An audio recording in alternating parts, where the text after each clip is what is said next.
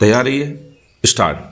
अपीलार्थी प्रतिवादी ने अपने व्यापार कार्य के लिए प्रत्युत्तरदाता वादी से 18% वार्षिक ब्याज पर 45 लाख रुपए का ऋण लिया था, जिसके भुगतान के लिए उसने वादी के पक्ष में क्रमशः 35 लाख एवं 20 लाख रुपए के 2 पोस्ट डेटेड चेक जारी किए थे। स्टॉप। दिनांक 10 मार्च 2015 को वादी ने चेक लगाया तो वह जारी कर्ता द्वारा भुगतान रोका गया, पृष्ठांकन के साथ वापस कर दिया गया। स्टॉप।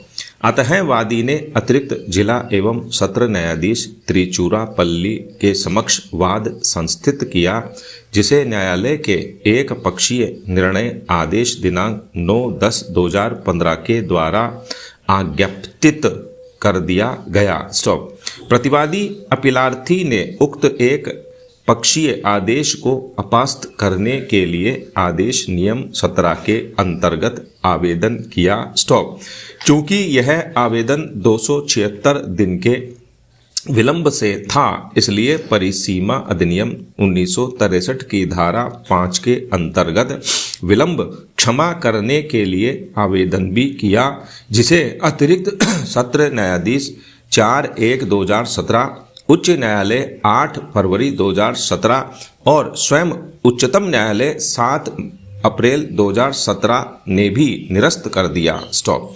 इसके बाद अपीलार्थी ने एक पक्षीय आदेश दिनांक 9/10/2015 के विरुद्ध धारा 96(2) के अंतर्गत प्रथम अपील 27,805/2017 प्रस्तुत की और अब 546 दिन के विलंब को क्षमा करने के लिए परिसीमा अधिनियम 1963 की धारा 5 के अंतर्गत आवेदन भी प्रस्तुत किया। स्टॉप।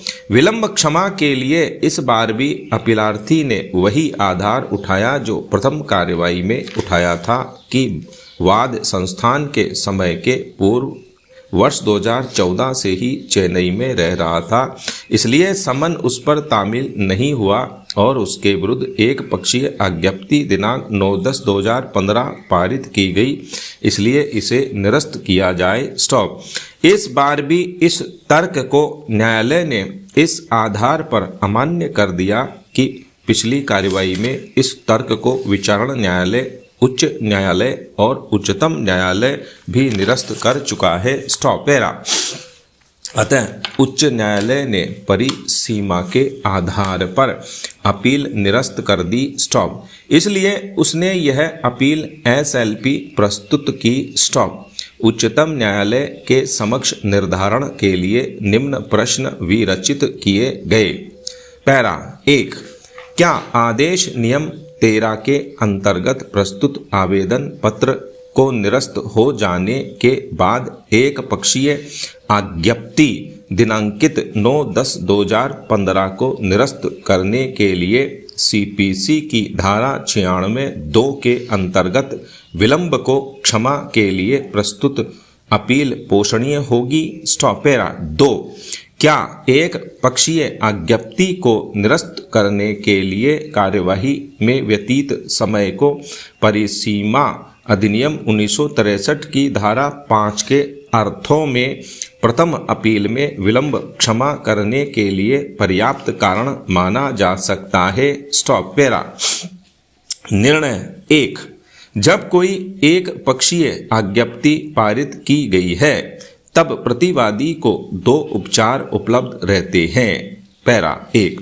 या तो वह न्यायालय का यह समाधान करते हुए कि समन उस पर तामील नहीं हुआ, या कि जब वाद सुनवाई के लिए लगा था, प्रतिवादी पर्याप्त कारणों से न्यायालय में उपस्थित होने से रोक दिया गया था, आदेश नियम 13 के अंतर्गत आज्ञप्ति को अपास्त करने के लिए प्रार्थना पत्र प्रस्तुत करे, या पैरा 2।